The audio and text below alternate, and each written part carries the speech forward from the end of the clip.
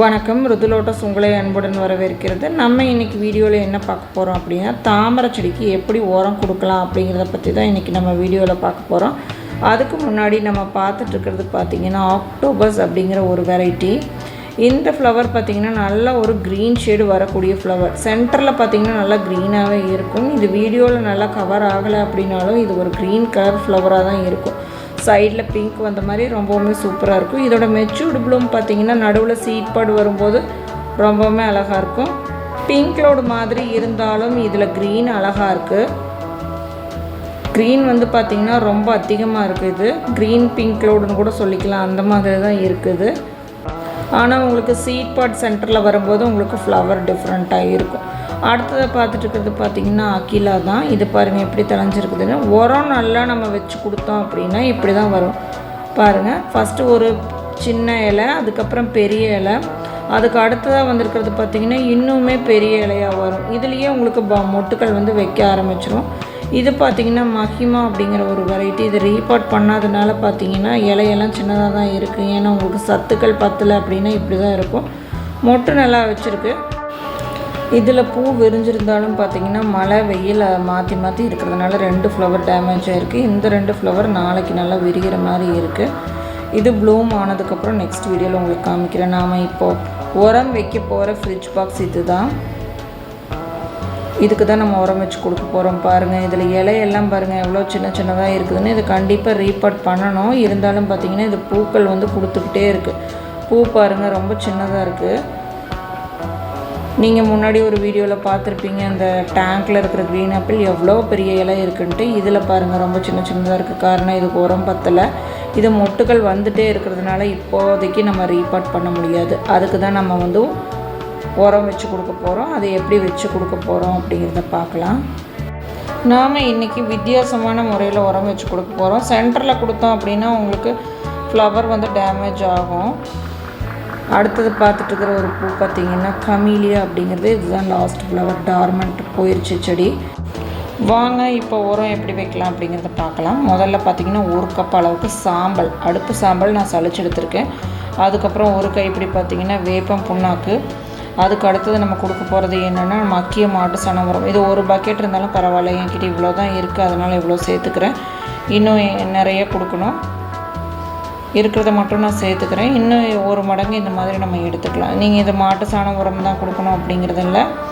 உங்களுக்கு ஆட்டு சாண உரம் கிடைச்சாலும் நீங்கள் கொடுத்துக்கலாம், மண்புழு உரம் கிடைச்சாலும் நீங்கள் கொடுத்துக்கலாம். பாருங்கள் இந்த மாதிரி நல்லா காஞ்ச மாட்டு சாணம் இருந்தாலும், அதாவது வரட்டியெல்லாம் வச்சுருப்போம்ல, அதையும் கூட நீங்கள் இதுக்கு பயன்படுத்திக்கலாம். இது கூட கொஞ்சமாக நம்ம மண் சேர்த்துக்கலாம். மண் எதுக்கு சேர்த்துறோம் அப்படின்னா தண்ணிக்குள்ளே அது போய் இருக்க. மண் சேர்த்தலை அப்படின்னா பார்த்திங்கன்னா அந்த சாம்பல் மாட்டு சாணம் எல்லாமே மிதக்க ஆரம்பிச்சிடும். அதுக்காக தான் நம்ம மண் சேர்த்து நல்லா மிக்ஸ் பண்ணிக்கிறோம். இதே கலவே தண்ணி சேர்த்து நல்லா மிக்ஸ் பண்ணி உருட்டி உருண்டை மாதிரி பண்ணிவிட்டு சென்டரில் வச்சு கொடுக்கலாம். அது போன வீடியோவில் நான் உங்களுக்கு போட்டிருப்பேன். நான் இப்போ வந்து தண்ணியெல்லாம் எதுவும் சேர்த்து மிக்ஸ் பண்ண போகிறதில்ல, சும்மா ட்ரையாகவே நம்ம மிக்ஸ் பண்ணி கொடுக்க போகிறோம்.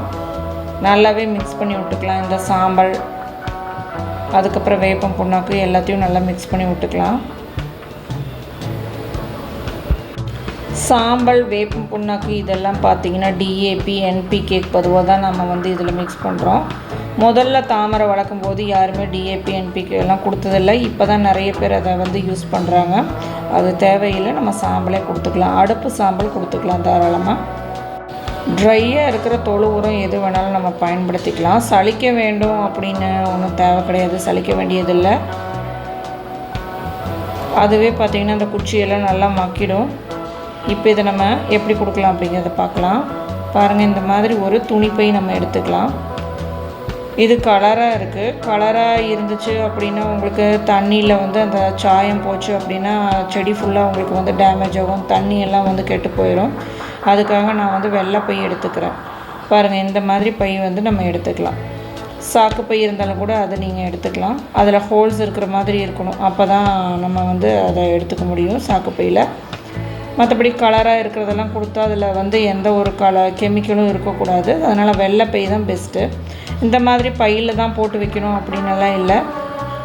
நம்ம வந்து எந்த துணியில் வேணாலும் போட்டு நல்லா ஒரு மூட்டை மாதிரி கட்டிக்கலாம். இந்த பையில் போடுறது நமக்கு ஈஸியாக இருக்கும். பையில் போட்டு எடுத்து வச்சிட்டோம்னா நம்ம எடுத்து உள்ளே வச்சிடலாம். இப்போ இந்த எல்லாத்தையும் இந்த பையில் போட்டுக்கலாம். இந்த பை ஃபுல்லாக வைக்கணும். எனக்கு பார்த்திங்கன்னா அரை பை மட்டும்தான் வர மாதிரி இருக்குது. இது வச்சதுக்கப்புறம் ஒரு 2 நாள் கழித்து மறுபடியும் நான் உரம் எடுத்துகிட்டு வந்துட்டு இந்த பை ஃபுல்லாக வச்சுருவேன். இப்போ இதை எல்லாமே கொட்டி வச்சுக்கலாம்.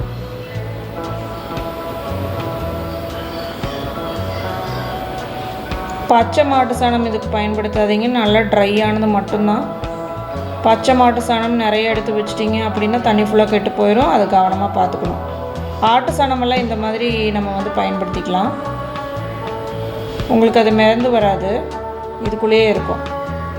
பாருங்கள், இதையவே நல்லா சுருட்டி நான் நல்லா முடிச்சு போட்டுக்கிறேன். நீங்கள் ஒரு கயிறு வச்சு கூட கட்டிக்கலாம். எக்காரணத்தை கொண்டு இதிலிருந்து எதுவுமே வெளியில் வந்துடக்கூடாது. அந்த மாதிரி நீங்கள் கட்டி எடுத்துக்கோங்க. பாருங்கள், இப்படி ஒரு மூட்டை மாதிரி கட்டியாச்சு. டப்புக்கு நீங்கள் சென்டரில் உருண்டை மாதிரி பிடிச்சி வச்சு கொடுத்துடலாம்.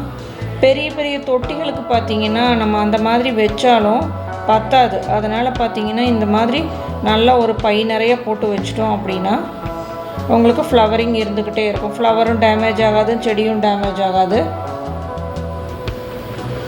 பேரல் அப்படின்னா சின்ன பை யூஸ் பண்ணிக்கலாம். அந்த ஃப்ரிட்ஜ் பாக்ஸ், பெரிய டேங்க் அப்படின்னாலாம் டேங்க்குக்கெல்லாம் நான் சாக்கு தான் யூஸ் பண்ணியிருக்கேன். ஃப்ரிட்ஜ் பாக்ஸ்க்கு மட்டும் இந்த துணி பை யூஸ் பண்ணுறேன். இது ஏற்கனவே நான் யூஸ் பண்ணியிருக்கேன். நிறைய ஃப்ளவர்ஸும் கிடச்சிருக்கு. பாருங்கள், இதில் வந்து அந்த சைடு பார்த்திங்கன்னா மொட்டு வந்துட்டுருக்கு. ஸோ அந்த சைடு நம்ம போக வேண்டாம். கொஞ்சமாக க்ளீன் பண்ணி விட்டுட்டு இந்த ஃப்ரிட்ஜ் பாக்ஸில் இந்த இடத்துல இதை அப்படியே உள்ளே வச்சிடலாம். நீங்கள் நல்லா ட்ரையாக கொடுக்கும்போது பார்த்திங்கன்னா இந்த பை வந்து உள்ளே போகாது, மிதந்துட்டே தான் இருக்கும். கொஞ்சம் நேரத்தில் அது உள்ளே போயிடும். இப்போ இதிலேருந்து அந்த மாட்டு சாணமெல்லாம் வெளியே வந்துடக்கூடாது. துணி வந்து இத்து போயிருக்கக்கூடாது. துணி வந்து நல்லா இருக்கணும். கொஞ்சம் இத்து போன மாதிரி இருந்துச்சு அப்படின்னா உங்களுக்கு வந்து தண்ணியில் ஊறிட்டுருக்க அது வந்து வெளியில் வந்துடும். ஒரு வாரத்துக்கு இந்த சாணம் வந்து ஊறிடுச்சு அப்படின்னா இது உள்ளே இருந்துக்கோங்க. மேலெல்லாம் மிதந்தெல்லாம் வராது. அதனால் பயப்பட வேண்டியதில்லை. தாராளமாக இந்த மாதிரி கொடுக்கலாம். ஃப்ரிட்ஜ் பாக்ஸ், டேங்க், பேரல் வச்சுருக்கிறவங்க இந்த மாதிரி கொடுத்துக்கலாம். நமக்கு ஈஸியாக இருக்கும். நம்ம இப்போது உள்ளே வந்து குழி எடுத்து வைக்கணும் அப்படின்னா அந்த தண்ணியெல்லாம் எடுத்துகிட்டு மறுபடியும் குழி எடுத்து உரம் வச்சு அது டைம் எடுக்கும். இந்த மாதிரி வைக்கிறது வந்து ஈஸியாக இருக்கும். நம்ம இதை வந்து ரீபாட் பண்ணும்போது இந்த தாமரை செடிக்கு அடியில் நம்ம கொடுத்து ரீபாட் பண்ணிக்கலாம். அடுத்ததாக பார்த்துருக்கிறத பாருங்கள், திலன் அப்படிங்கிற ஒரு வெரைட்டி பாருங்கள். ஒரு ஃப்ளவர் கூட பூக்காமல் இருக்குது. இது ஒரு ட்ராபிக்கல் வெரைட்டி. நிறைய பேர் நம்ம என்ன நினச்சிக்கிறோம்னா ஒரு தாமரை செடி பூக்கலை அப்படின்னா டியூபர் சரியில்லை, கொடுத்தவங்க சரியில்லை அப்படிங்கிற மாதிரி நினச்சிக்கிறோம். அப்படியெல்லாம் இல்லை. ஒவ்வொரு ட்ராபிக்கல் வெரைட்டிஸும் இந்த மாதிரி பண்ணும். பிங்க் க்ளவுடும் இந்த மாதிரி பண்ணும். ஒரு சில நிறைய ட்ராபிக்கல் வெரைட்டிஸ் இந்த மாதிரி பண்ணும். இதுக்கு நம்ம வந்து என்ன பண்ணணும்னா பாருங்கள், இதில் ஒரு க்ரோத் வந்திருக்கு பாருங்கள். இதை அப்படியே விட்டுறலாம். இது 3 மாதம் தான் ஆச்சு. செடி வந்து உள்ளே நான் நல்லாவே உரம் கொடுத்துருக்கேன். அதனால் இதை வந்து நான் ரீபாட் பண்ணலை. உங்களுக்கு ரீபாட் பண்ணணும் அப்படின்னா ரீபாட் பண்ணிக்கலாம். இப்போ வந்து உரம் நல்லா கொடுத்துருக்கிறதுனால தேவையில்லை. நம்ம இதை மட்டும் கட் பண்ணி எடுத்துடலாம். அந்த பழைய இலைய எல்லாத்தையுமே பார்த்திங்கன்னா அடியிலேருந்து கட் பண்ணி எடுத்துக்கலாம். அடியில் குச்சியாக நீட்டிகிட்டு இருக்கக்கூடாது. மண்ணுக்கு மேலேருந்து அடியிலேருந்து கட் பண்ணி எடுக்கும்போது பார்த்திங்கன்னா ஈஸியாக கட் பண்ணி அந்த பாசியோடு எடுத்துடலாம். பாருங்கள், ஃபுல்லாக கட் பண்ணி எடுத்துகிட்டு கொஞ்சமாக லிக்விட் ஃபர்டிலைசர் நம்ம கொடுத்துக்கலாம். தண்ணி நிறையாவே இருக்குது மழை பெஞ்சிட்ருக்கிறதுனால. பாருங்கள், இந்த மாதிரி கொடுத்துட்டு நம்ம இப்படியே விட்டுறக்கூடாது. வெயிலும் அதிகமாக இருக்குது. அதனால் நம்ம வந்து அசோலா மேலே போட்டு விட்டுறலாம். இது வந்து பூக்கள் வந்து வைக்க ஆரம்பிச்சிரும்.